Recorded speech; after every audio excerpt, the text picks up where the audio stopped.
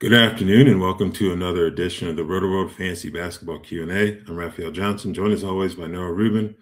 11 games last night, rather eventful from an injury standpoint. Obviously, first and foremost, Nikola Jokic kind of dodged a bullet there.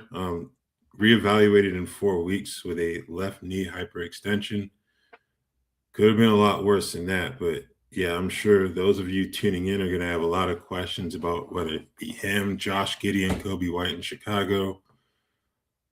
Bam Adebayo's back in Miami, so there's at least some positive injury news on that front. But what are your kind of general thoughts on everything that went down last night?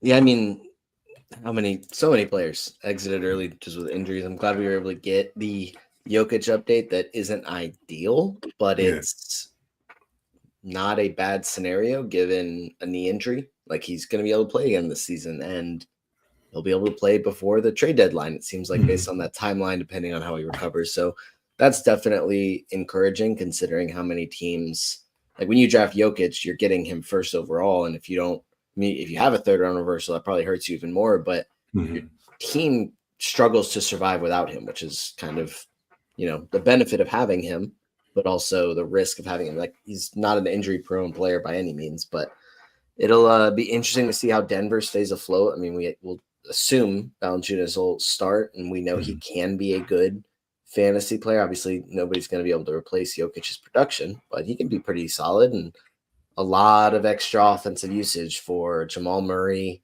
When Aaron Gordon and Christian Brown are back, Bruce Brown, like basically everyone on the roster that plays is going to be asked to step up. Yeah. So a lot of nice opportunities there. Good way to put it. I'm interested to see how Bruce Brown reacts. He hasn't reached the level that he played at during that championship season. Maybe this is the opening he needs to do a bit more. Now, they're certainly going to need him to, but see if he can do it. And Peyton Watson's another guy I think is going to have to step up even more than he has. It's been solid starting for Christian Brown, so more opportunities, like you said. With that, we'll get into the questions. Wemby is back. Hi, guys. I have Cason Wallace, Jalen Tyson, and Bobby Portis, my worst players. Which one would you drop for Christian Brown and Diego Gioman if you think it is worth it?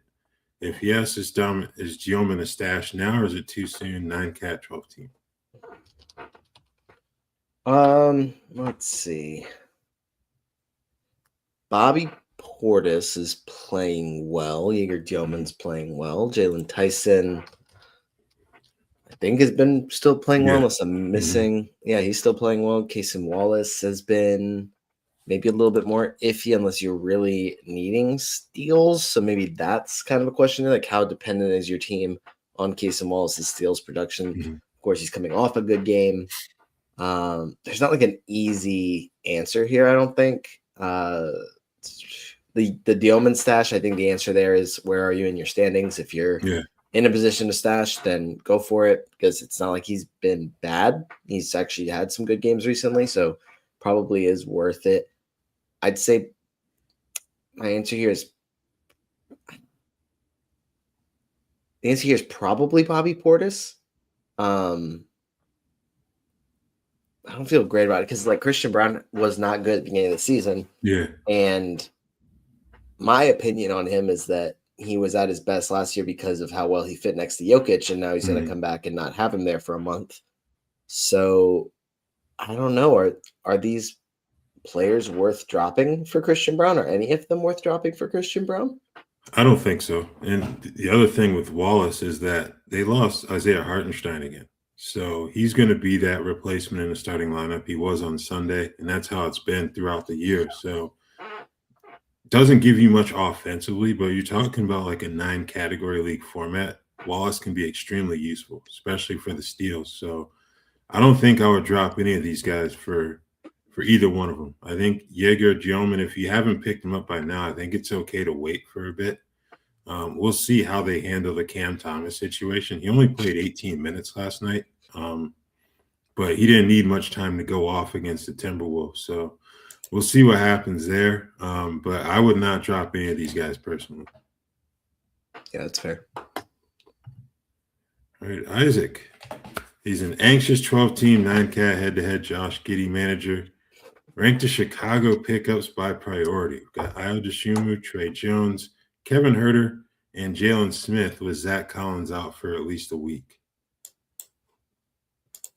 All right, let's see here. Because Kobe White got hurt as well, correct? Yeah, calf injury. So we know how those go.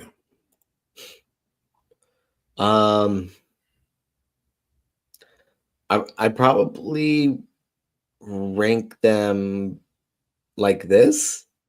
Maybe Jalen Smith over Kevin Huerter, but I think I would assume that Dosunmu and Trey Jones are the starters in place of Kobe White and Josh Giddey, assuming that they miss at least one game. Yeah. And Jalen Smith will be the backup center, but I guess that's not. I mean, it looks like he at least spent some time on the floor with Buzelis in the last game, so don't know how much that's going to happen. But yeah, I think Trey, Jalen Smith, Kevin Huerter, unless we get there and it looks like Kevin Huerter is going to end up filling in as a starter. I think I would go with exactly this ranking here that Isaac has, just because I can see Huerter starting over Dosunmu just to get a shooter out on the floor. Yeah. Like a catch and shoot guy, I would say. So I can see that, but I still like Io's overall value better when we're talking the 9-cat league. So I would rank them exactly how he has them written out here. Also, do you think I will regret not picking up Valanciunas? Like, will he be a potential league winner the next 4 weeks? I think by definition, league winner would be someone that's going to win you the league in your playoffs. Like, I guess it could also be league winner in the sense that it keeps you afloat during the regular season of your fantasy playoffs, or your fantasy season. But like Jokic should be back well before the fantasy playoffs. Yeah. Like, unless something, is just really bad with this timeline and he misses a lot more time, like Valanciunas isn't going to be playing big starters minutes in March. So maybe you regret it because he should be pretty solid, but I don't really see this as like, okay, Jonas Valanciunas is going to come in and Jokic was playing 35 minutes per game or whatever. So they're just going to use Valanciunas 35 minutes per game. Like he could still hover around 20 to 25 minutes. I mean, just looking at their last game, he played 16 minutes. Yeah. Didn't do all that much. Like, I don't know. Zeke Naji's there. Deron Holmes is there. They're going to try and figure this thing out. I don't think that this necessarily means Valanciunas is going to be playing 30 plus minutes per game. Yeah, he didn't play at all in the fourth because they were getting beat pretty good at that point. So that kind of skewed the minutes a bit. But like you said, I don't really see him getting well into the 30s in terms of minutes per game. I think kind of wonder if like that 25 to 28 minute mark may be the sweet spot for him. And then after that, who steps up? The good thing for Zeke Naji is that he's playing under a different coaching staff because Michael Malone did not believe in that young man at all. Deron Holmes coming off of the Achilles tendon tear that sidelined him for the entire last season. So I don't really know how much you're going to get from there. Is this a case where they try to piece together 48 minutes out of 3 guys instead of 2? So that'll be the question there. So I don't think you're going to regret not picking him up. If he comes out and plays like Jokic light, then we can revisit this, but I don't know if that's going to happen. So, yeah, I don't think you're going to regret it personally. I mean, just looking back at Valanciunas' past seasons really quickly, he's only played more than 30 minutes per game over a course of a season once. Yeah. And he's not going to play like Jokic light. He's going to probably be a double-double guy. Like, looking at it, I think not necessarily play style, but a fair comparison would be what we get out of Andre Drummond when Embiid's out. And so, that's definitely a guy that's worth streaming. But for the next 4 weeks, I don't know. I wouldn't be too hard on yourself if you didn't get him. Okay, going back to Diego Gioman. Is it Gioman season already, even with Cam back? I don't know about Gioman season yet. Yeah, I think you said this earlier. It really just depends on what happens with Cam Thomas, because the fact that he's played 39 minutes across 2 games and taken 27 shots and 11 free throws, like an insane usage rate. Also did get some assists. I don't know if he just keeps coming off the bench, then great. If he ends up starting and we have Cam Thomas and Michael Porter Jr. both in the starting lineup, not a ton of offense to go around for other players. So we'll see.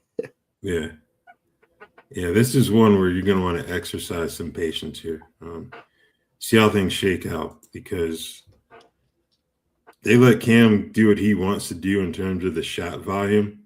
That's going to be a problem for a lot of guys in that rotation. Like, I'd be concerned about a Noah Clowney as well in terms of his opportunities if they go back to that starting lineup. So, yeah. I do like Diomand a lot, but he may have taken a slight hit, with the Cam Thomas news, depending on how Brooklyn plays it. Yeah, I don't know if I'd call it Diomand season yet. I'm expecting him to be good after the trade deadline, but he's already had some pretty good nights, so that's worth keeping an eye on. Yeah. Okay, he's also getting tempted to attempt to sell high with Kawhi Leonard, but I don't know what a realistic target is. Would you just smile and hold? I would. Probably. They're now, let's see, only 3 games out of the play-in tournament now. So how are they going to make this happen? Well, Kawhi Leonard is going to continue to play a lot of basketball. So I don't know. This doesn't feel like a scenario where, like, they can't really afford for Kawhi to sit back-to-backs and things like that. Like, they need Kawhi playing a lot. Obviously, injuries happen, but I don't know. I think I would just kind of ride it out. I have Kawhi in a couple leagues, and I'm just enjoying the production. I think that's probably the path here. Yeah, like, he's not going to score 55 every night. It was his first 50-point game, in fact. But the concern he never stops scoring 50 points now. Now that he's done it, he's like, that would be pretty cool if it happened. But the concern is the availability. If that continues, to remain pretty good, not the production. So I would hold on to Kawhi Leonard. Like, this is one move where he's been a consistent top-level player when available in terms of fantasy value. So I'm holding on to Kawhi Leonard. Okay. And finally, a weekly check-in on if a 12-team 9-cap manager should be panicking about Ausar Thompson at this point. Don't want to stubbornly hold because I also have Amen, and I know Ausar can put up 7-stock games.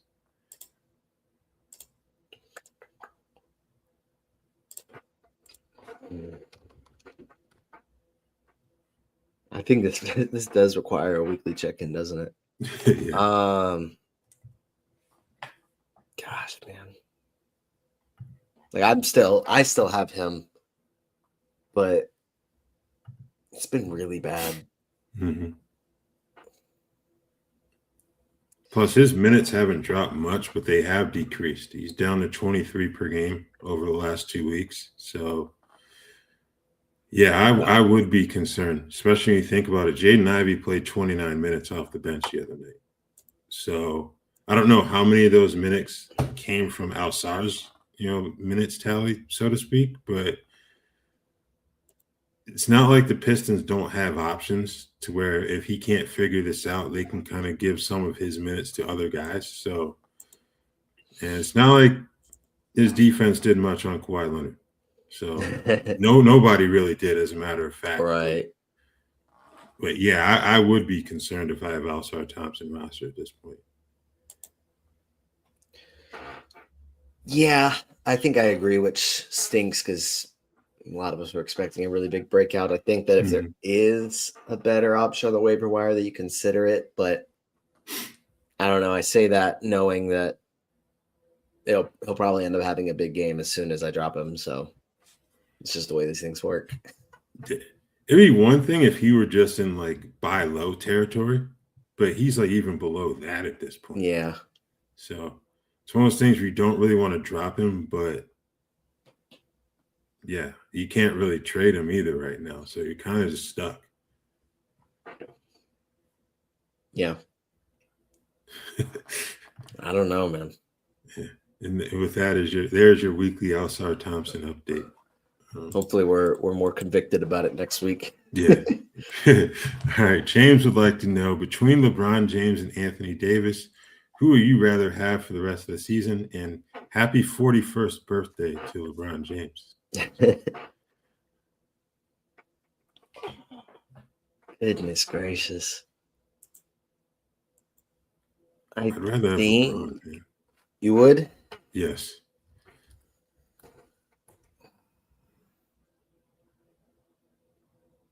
AD's been better. Obviously, the availability is the concern. Mm-hmm.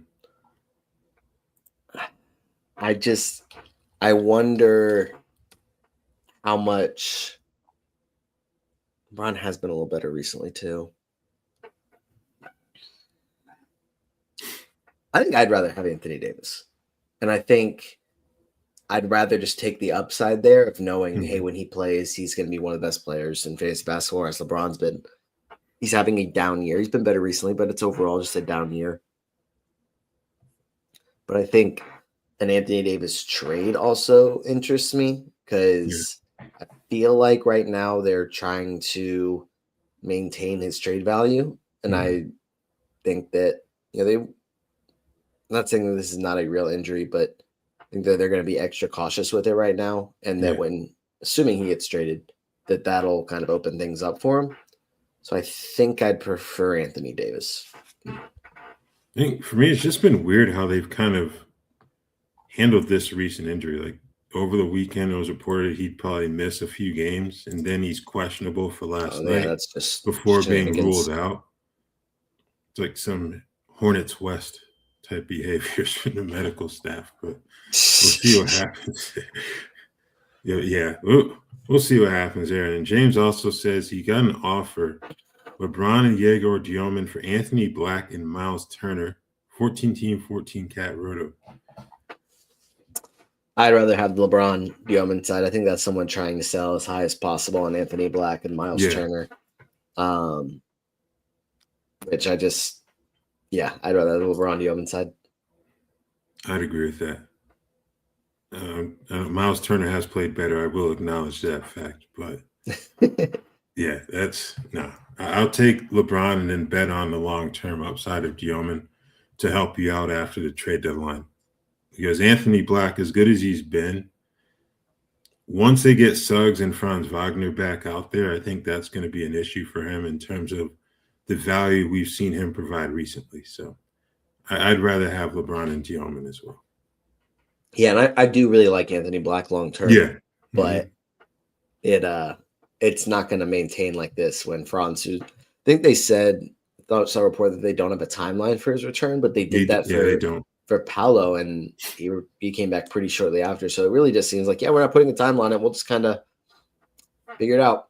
And they're not just going to tell anything, which I don't know how some of this injury reporting works because it seems like some teams are like, or it seems like you're supposed to be giving as much information as you possibly can. Then some teams are just like, I don't know. And everyone's like, oh, okay, cool. I don't know. Yeah. Okay, Oscars. How do you think Jaylen Green will fit with Booker and Dillon Brooks? I hope he can produce something near his debut, 29 and 23 minutes, but should I move on? I traded Zach LaVine for him 6 to 7 matchups ago.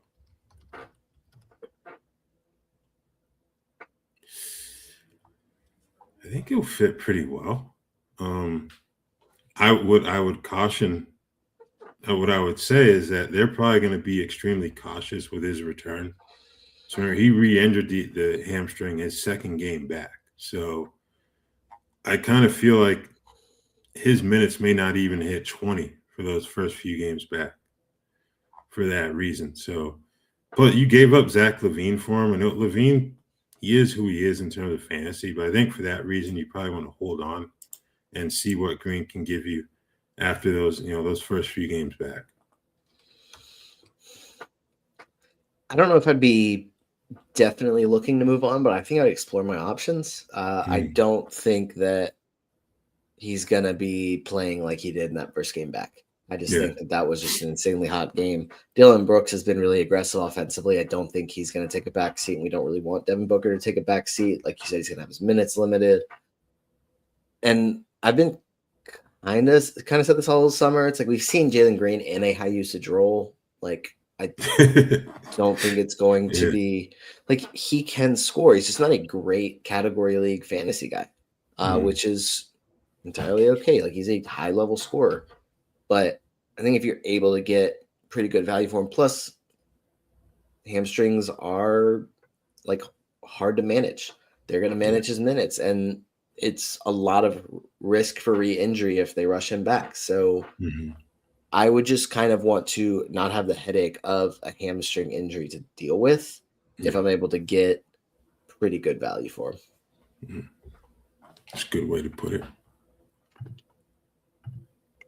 All right. How do you value for modest Buzelis for the rest of the season? And I guess he apologizes for his comparison for you last week. So we're going with Chris Webber and Jason Williams. Thank you. Right. Means a lot.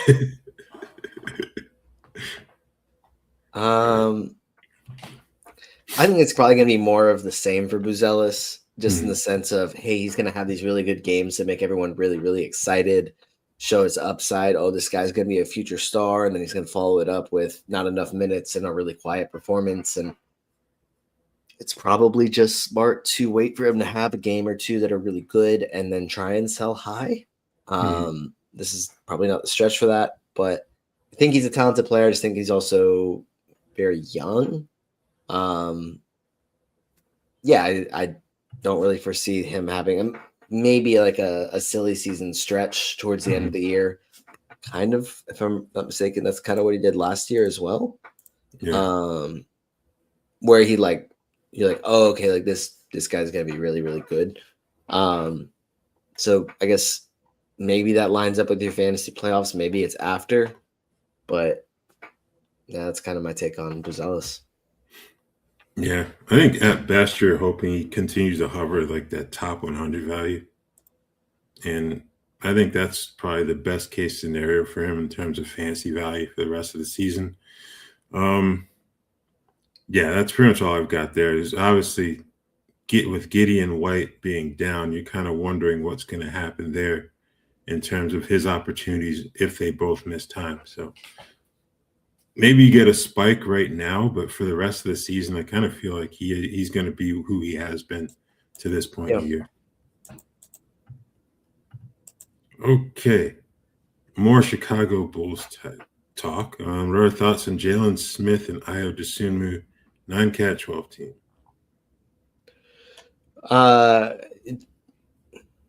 Jalen Smith is going to be the backup for Vucevic, but I wanted to see when this happened too. Just going to be able to spend some time on the floor with Vucevic. Not like a ton of time, but a couple of minutes here and there, just in some interesting lineups, or at least he did in their last game against Minnesota, which may have been as like a counter to Naz Reid, Rudy Gobert lineups. So maybe that's something that sticks. Maybe it's not something that sticks. I don't know.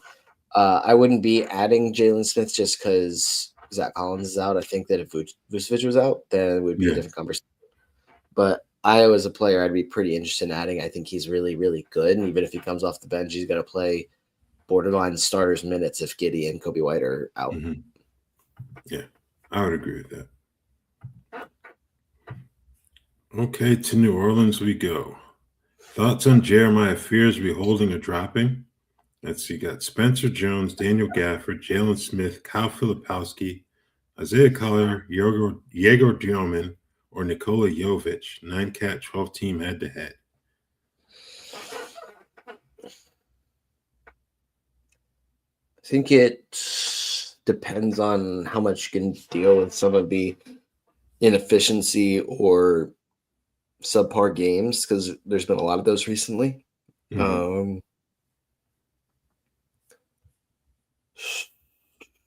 I think on this list I would prefer Dioman. Let's see. I just don't think Gafford's going to get enough minutes. He's another player I would consider. Filipowski's an interesting one when he gets the opportunity to start. I don't know. I'm just reluctant to drop Jeremiah Fear since he's going to be kind of locked in as a starter for the rest of the Yeah. season. But I think if I were to pick one, it might be Dioman. I think I'd consider Jovic. I'm not expecting him to shoot as well as he did from 3 last night, but you lose Pella Larson to another ankle sprain during the game. His minutes are probably going to be spread amongst multiple players. You throw Jaime Jaquez into the equation. Kasparas Yakusionis could also see more minutes with him out, but I would consider Jovic. I think Dioman, I like where he is in the rotation. We talked about him earlier in terms of the Cam Thomas question, but I think those two and Filipowski would probably be the ones I would consider. But I think I agree with Noah in terms of Jeremiah Fierce. He's got the role to where you can kind of afford to wait. But it also depends on where you are in the standings. Like if you need production now, then you may not be in a position where you can kind of wait for him, especially with Zion back in the starting lineup. Sadiq Bey still starting. So I don't know. I prefer not to drop Jeremiah Fears, but I feel like you've got some decent options here to consider if you want to go that route too.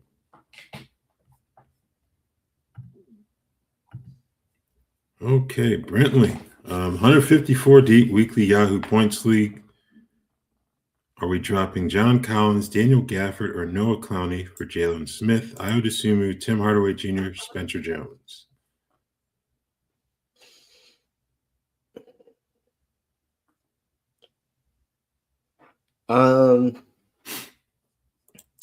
I think among those, I'd probably be most interested in adding Ayo Dosunmu. Could definitely be open to dropping John Collins. I think not really interested in dropping Gafford with AD out. Like I'm not saying he's a must add, but I think he's definitely not a player that I'm actively looking to drop. He's been good as a starter the last 2 games. I think I would probably drop John Collins for Dosunmu. All right. Let's see here. Yeah, I kind of feel like he would be the one of the 3 that I'd be most willing to drop too. Like Gafford's only going to play about 25 minutes, but I think with the rebounds and block shots, you can get some good value there that may be a little bit more difficult to replace on the waiver wire. So I like Clowney. I don't know. I'm not too big on the situation in Brooklyn as they work Cam Thomas in, but I would like to hold on to him for the rest of the season just because I think there's going to come a point where they have to rely on him heavily, or at least see what they have. So Collins for Dosunmu, I guess you can sign me up for that as well. I think Hardaway is a bit too much of a specialist to really be willing to go at him. I know it's a points league, but I don't know. I like Dosunmu a bit more as well. Right. Is it turnaround time for Myles Turner? Should I sell now? Yes and yes. I think yes, sell now. I think, yeah, maybe he starts playing better. I'm just not super optimistic that it's consistent just off of one good game. So, yeah, I'd be actively looking to trade him. Yeah. So, for sure. All right. Is Davion Mitchell a must roster? I think he can benefit a lot by playing with Hero. 9-cat, 12 team. I'd say he's a rosterable player. Maybe not must roster, but he's been a really good source of assists. So, yeah, I think I would. I mean, if you sit on the waiver wire there, I think I'd add him.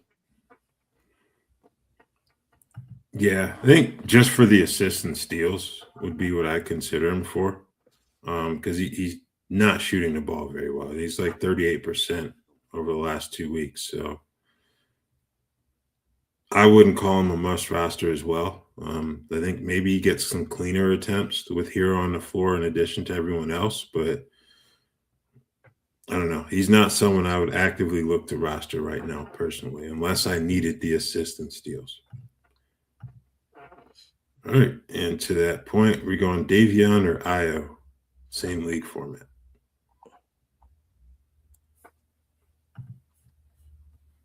I think probably my way of answering this would be actually, let me just double check this. Chicago has 3 games the rest of this week. Miami also has 3. Okay. I would probably say I off the rest of this week, but Davion rest of the season.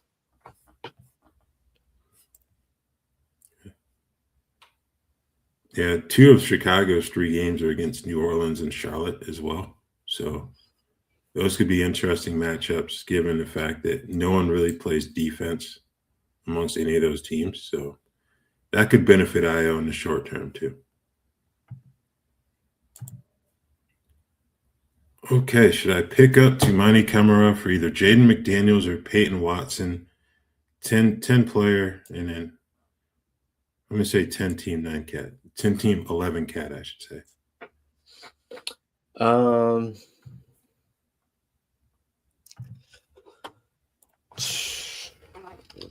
I don't. Is Toumani playing better? No. I mean, kind of. I don't think so. I think I'd rather like Jay McDaniels has been good this year. Been slipping a little bit, but still been really good. And Peyton Watson, at least until Aaron Gordon gets back, he's going to keep starting. Actually, I may consider dropping Peyton Watson for Toumani just because Toumani will start. Peyton Watson, when Aaron Gordon gets back, is probably coming off the bench. This is one where I think the Jokic injury kind of complicates things. Yeah. At least, like for all I know, there could come a point where they decide, let's put Aaron Gordon at center and have Watson on the floor as well for stretches. Like it may not be something that you start with, but that could kind of preserve Watson's value a bit if they were to go that route. I don't like dropping Jaden McDaniels at all. I think his role in Minnesota, even if the offense isn't what we'd like it to be, I think it's just a little too secure to move on from him. So I don't think I would drop either of these guys personally.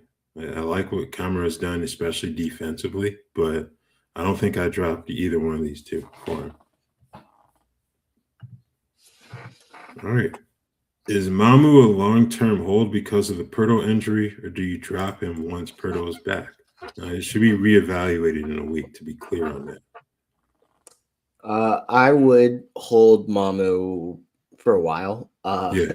I think, yes, it's reevaluated in a week, but like we know, like that doesn't mean he'll be back in a week. And he's been injured often this season.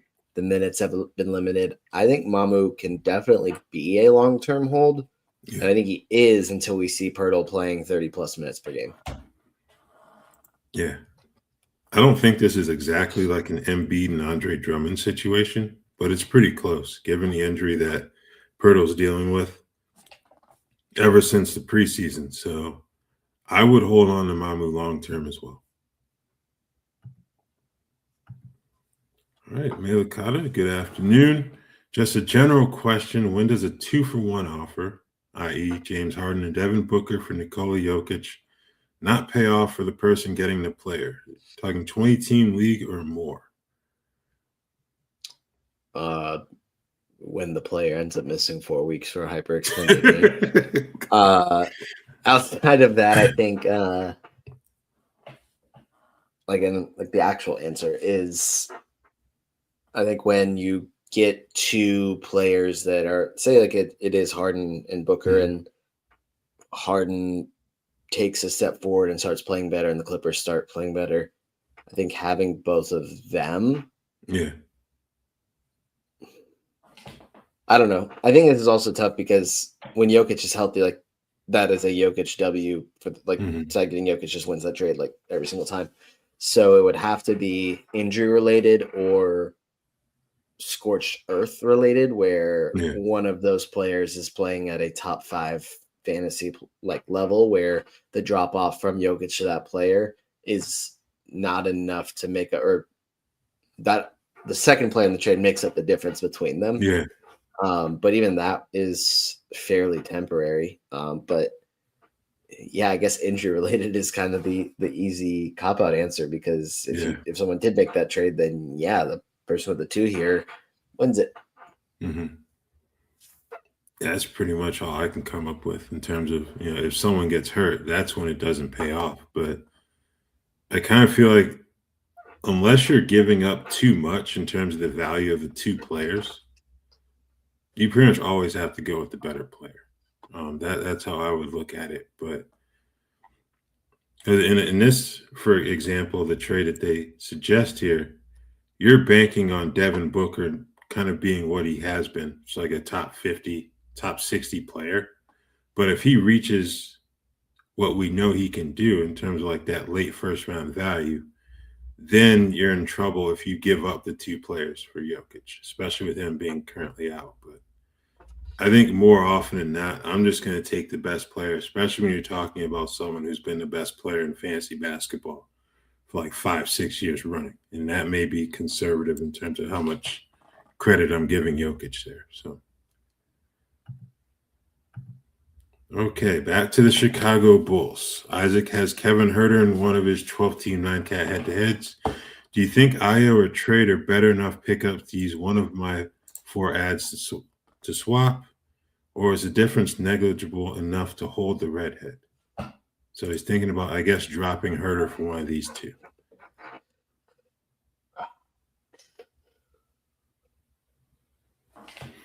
I mean, I would rather have Dre Jones or Dosunmu than Kevin Huerter. Mm-hmm. I think we saw what Trey Jones did beginning of season with Kobe White out. So even if like Josh Giddey is fine and only doesn't miss another game or misses one other game and Kobe White misses more time, I think Trey Jones is the priority ad here and can be a long-term ad. So yeah, I think it would be worth using one of your ads because it could be something that impacts beyond this week. So I would go ahead and try and get out ahead of it and pick up one of these 2. Yeah, I think the overall ceiling for those 2 in a 9-cat is higher than Herter's, personally. So I think I don't know which one I would lean towards, though. So I think you could certainly go ahead and make that change as well. So yeah, I'm in agreement with no on that one there. Yeah, it's tough because I like Dosunmu better, but Trey Jones was so good beginning of the season where it's like I can kind of go either way there. Mm-hmm. So it's not Herter is my preference. All right. I dropped Quentin Grimes for Jonas Valanciunas, 9-cat 12 team. Is that okay? I think so. Quentin Grimes has not been very good recently. I think taking the 4 weeks plus of Valanciunas starting is a good choice. Yeah. No Jokic, still waiting for Gordon. I think that was a good choice to go ahead and get Valanciunas. Okay. With DeJounte Murray coming back soon, I'm not sure about that. Is Jeremiah Fear still expected to start? I think that's kind of the thing is DeJounte Murray tore his Achilles. It was Achilles, right? Yes, Achilles. Okay. January 31st of last year. So I think a lot of like the speculation is, hey, it takes about a year. Yeah. But there's been not a single update on DeJounte Murray. And they've been winning more games recently. Well, I guess they were winning more games recently, and now they are on another losing streak. Yep. But if you're last in the West and have the 3rd worst record in the league, like yes, they're technically only 6.5 games out of the play-in tournament, but also if they keep losing, it's not going to be any easier to make up that ground. And these teams in the West aren't exactly going to roll over and let them. I don't see a reason to rush him back. Yeah. So, with that being said, like, I don't know exactly what that looks like. Do they just stick with their rookie that they just took in the top 10, who's been better than expected? I know it's been rough recently, but what's been recently is kind of what we were expecting for a rookie 18-year-old point guard. So maybe DeJounte starts, maybe they ease him in, say, hey, you just came off an Achilles tear, and we're not good. Let's not play you 25 minutes per game. Let's come in. You play 10 to 15 minutes per game off the bench this season. You get used to playing with these guys, and we try and run it back next year. I don't really see DeJounte Murray coming in, like, say he comes back next month, which I don't think is a guarantee. I don't see him coming back and immediately playing starters minutes. Yeah. If he does, that's probably just organizational malpractice here, which, like, I don't know. I need to be better about, like, not saying, because, like, the whole, like, obviously certain ownership groups are bad, but, like, you know, different coaching staffs, different management, they can, you know, make different decisions. It's not indicative of a professional team. Like, you know, can be a clean slate here and there, but, like, I just don't see that being a smart move. And I would want to give them the benefit of the doubt and say, hey, they're not going to do this. Yeah, I don't. At this point, let me look up the standings to see what their record is. But 8-26. Yeah, 8-26. Even though they're only 6 back, and they're 7 back in the loss column to Portland, they would have. I don't think they'd have to go on a historic run. But they'd have to go on a run that I don't think DeJounte Murray would be enough to kind of flip the switch on and get them into that play-in conversation. Then also, you're also counting on Milwaukee being a lot worse with Giannis than they've been, because I think Atlanta gets the best of those 3 picks, right? Correct. So, yeah. So, in addition to New Orleans. No, the Hawks just have the best between the Pelicans and the Bucks, and the Bucks get the worst. The Pelicans don't get the pick regardless. Okay. All right. Thank you for clearing that up. Yeah. So, sorry. Yeah, they have a lot to bet on to make it to where they wouldn't be giving up, you know, a pick. So why would you not play Jeremiah Fears and see what you have there? Like, they don't. So last season, the 10 seed in the West was Dallas. They went 39-43. To go 39-43, New Orleans would have to go, I think, 31-17 the rest of the season to match that. Yeah. And I just, like, I don't see that happening. And I guess it would be, what is it, a sunk cost, just to kind of say, okay, hey, we don't have our first round pick this year, but that doesn't mean that we're going to try and win as many games as possible and, you know, put DeJounte Murray's health at risk or put someone else's health at risk. Like, we still have to prioritize the future of this team, which is Derek Queen and Jeremiah Fears. Let's give them as many minutes as possible. So I really I think it would have to be a number of layers of poor decision making to eventually bench Jeremiah Fears and start DeJounte Murray for the Pelicans this season. Because also that would be if DeJounte Murray returned today, which there's been 0 updates. So if they just randomly pop him up as questionable on the injury report tomorrow, like, that would be wild. Yeah. Yeah, like, that would basically be the only hope, that he would come back earlier than any of us assume, hits the ground running, and then you could potentially trade him. That would be the only reason to try to not even rush him out there, but kind of hope that he could be back in early January. So, and even then, I think Jeremiah Fears is probably going to be fine in terms of his opportunities. Whether the production matches that, you know, we'll see. But yeah. Okay, Adam King, thanks for sending in your question, King. Is Nique Clifford worth a speculative ad? Minutes in production are both up over the last 2 weeks, and we love you too, Adam. Thank you. Yes, we do. I think the word speculative is fair for most Kings players this season. This is not because I just said it for the last one. This is not it's the Kings again. It's like legitimately like what Doug Christie has done this season. Yeah. where it's like some just confusing rotations. I think that he could be worth a speculative ad in the sense of I really hope that they truly like pull the plug at the trade deadline, Yeah. trade some of these veterans. Like we know Nique Clifford, we saw his college production. If he gets the opportunity in the NBA, I think he can be a really productive fantasy player.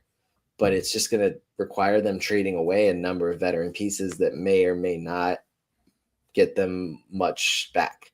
So I think he's worth a speculative ad, especially if you're a little higher up in your standings. Mm-hmm.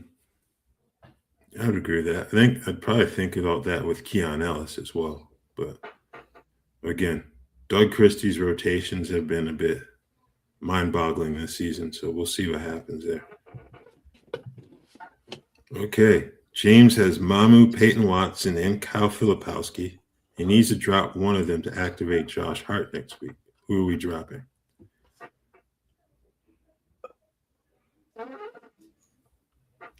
This is a tough one. Probably.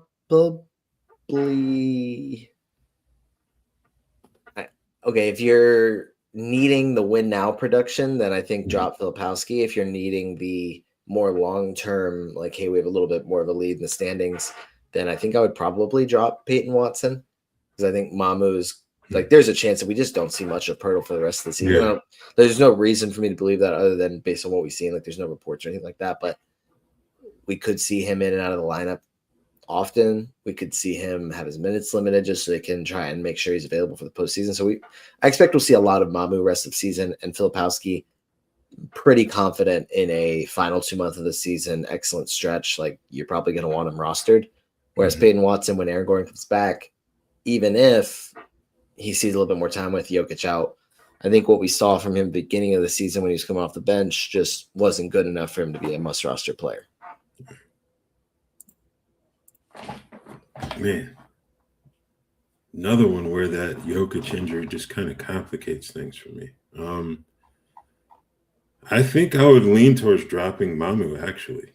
I know the Pirtle situation we talked about earlier, he does have some long-term value, but Josh Hart gives you excellent fantasy value when he's on the floor. So I think he can make that up pretty easily, as long as the minutes restriction isn't too severe early on. Let me see, because Deuce McBride came back last night, and he played 18 minutes off the bench. So, you think if Josh Hart has a similar workload when he returns, I still think he can give you respectable fantasy value. And then once he gets up to full speed, that's when he can really take off. So I think Mamu would be the one that I would drop out of these three. I would bet on Utah having some more roster shenanigans to kind of make Kyle Filipowski a bit more valuable in the short term as well as down the line. So. All right. Oscar would like to know, would you trade Kevin Durant for LeBron James straight up? Thinking KD has finally found his rhythm and role in Houston, but also sees it as a buy low opportunity on Bron. And I love my glorious king. I think my take is always if you have a guy that you really like watching and that you're a huge fan of, like go make a deal for him. Yeah. I just think value-wise that this isn't – I'd rather have Kevin Durant rest of the season than LeBron. Yeah. Yeah, I'd agree with that.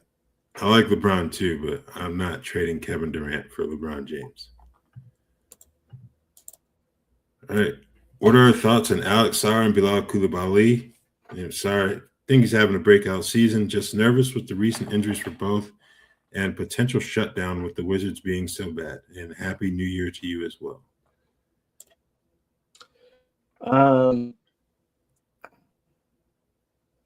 Hard, yeah, definitely having the breakout. I think I've said this on here before. Did not expect this type of breakout from him this season.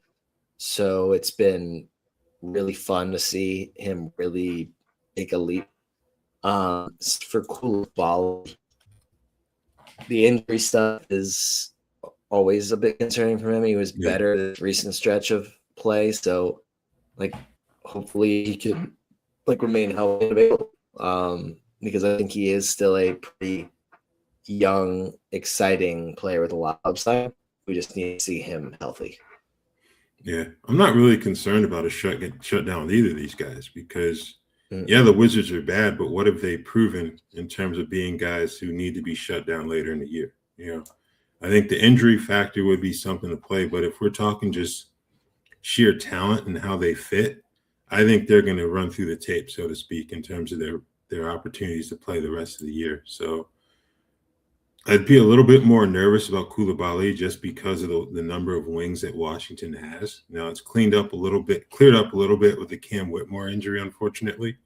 But you still got Keyshawn George who's been really good. You've got Trey Johnson who's coming off of a career night last night. So there are a lot of options there, but I think he's going to be fine in terms of his opportunities the rest of the season. So I would not be concerned about a shutdown with either one of them.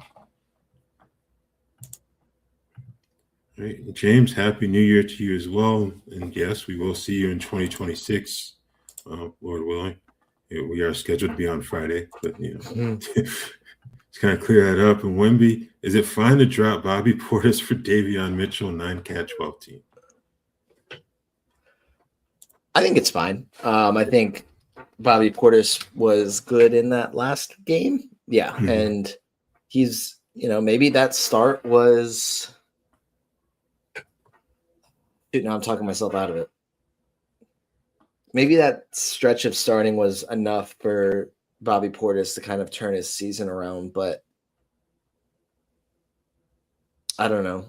Davion Mitchell is the safe starter, whereas Bobby Portis has been playing better off the bench. So I guess how badly do you need the assists? I think it's fine to drop Bobby Portis to pick up Davion Mitchell if you need the assists, but he's also been playing pretty well. You may be able to even trade him and get pretty good value there. So, yeah. Like maybe try to include Portis in a 2-for-1. Yeah. And then use that spot to pick up Davion. That's probably the ideal route there. Yeah, because I think given how Portis has played recently, you're probably going to want to try to get some type of value back from him in return instead of just dropping him. So, okay. Do you expect Dallas to play Kyrie, Cooper Flag, and AD together to see what happens, or do you think they want to trade AD no matter what?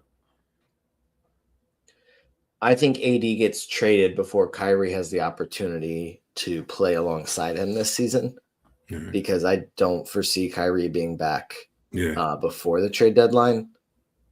I don't know. I just think he got hurt in March last year. He did, and it was ACL, not Achilles. There's so many Achilles injuries, but so I think I haven't really seen an update that I'm remembering.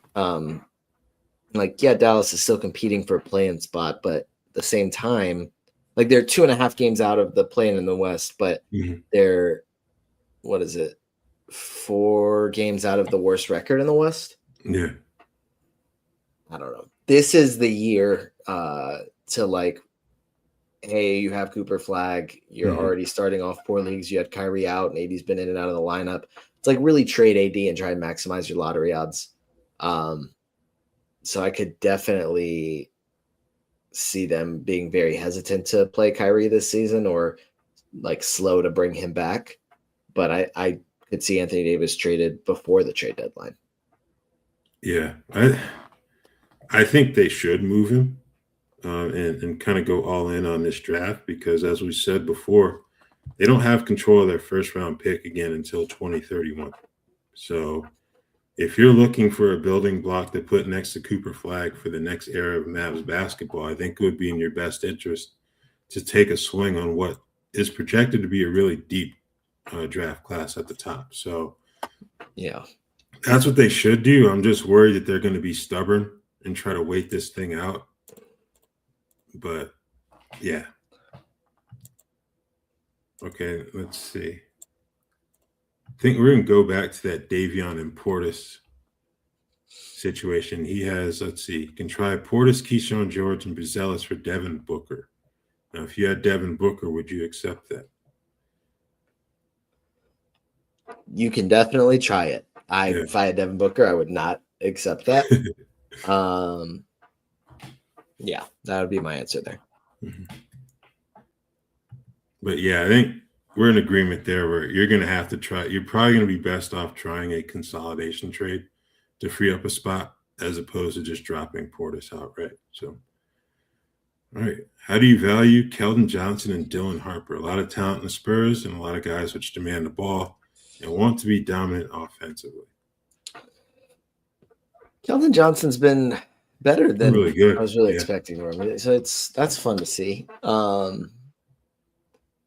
I think he's a really good offensive option off the bench for them, and he's shooting the ball incredibly well this year on lower volume. Yeah. So I think I'd rather have Dylan Harper rostered than Keldon Johnson. I think Keldon Johnson is a more intriguing option in a points league than in a category league. But I think the upside of Dylan Harper to do more than just score is what makes him more intriguing to me. But I think like if you're rostering either in a 12-team league, I think it like I'm not going to say like you can't roster them like they're nowhere near good enough because they, especially recently for Keldon Johnson, like they've both been good enough to warrant consideration at least. Yeah, I think right now Johnson has the safer floor, but Harper's ceiling is what makes him so intriguing. Like, even with the number of perimeter options that they have, if you're looking for that safe option, you're going to go with Keldon Johnson right now. But if you're looking to take a swing, I think you can do a lot worse than Dylan Harper. All right. We got a couple of minutes. We're going to try to speed through these last few. Is Herb Jones a must roster 9-cat 12 team? I wouldn't say a must roster unless you have a specific build where you're reliant on his steals. Yeah. Yeah, he's shooting under 41% from the field. So that's one where you specifically, if you have a statistical need in steals, you can go for him there. But otherwise, I don't think he's a must roster player. All right. James is loaded with points and 3-pointers. 5th place in a 14 team, and he needs rebounds badly. Who should I trade Stephen Curry for?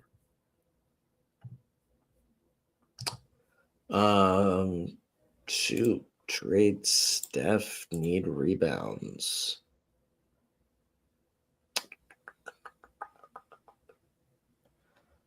A couple options I'm looking at here. Karl Anthony Towns, Jalen Johnson. Yeah. Can't really think of too many others that I'd definitely be looking to do. Maybe you take a 2-for-1 and get like a Jalen Duren and someone else. I don't see too many others I'm super passionate about. Maybe you shoot your shot. I doubt the person that has Jokic on their team is out of the playoffs, but maybe if the person that has Jokic and wants the production right now, maybe you try and trade Steph Curry and someone else. But if you need the rebounds badly, maybe, if you need the rebounds badly, it's probably not the best move, but I'd swing for Jalen Johnson. I don't know if the other manager would accept that, but I think I'd rather swing for him and then go for Towns after in case that person says no. So, because Johnson's a triple-double threat at this point every night. So I think that would be the guy I would target if I'm trying to trade Steph. Okay, let's see.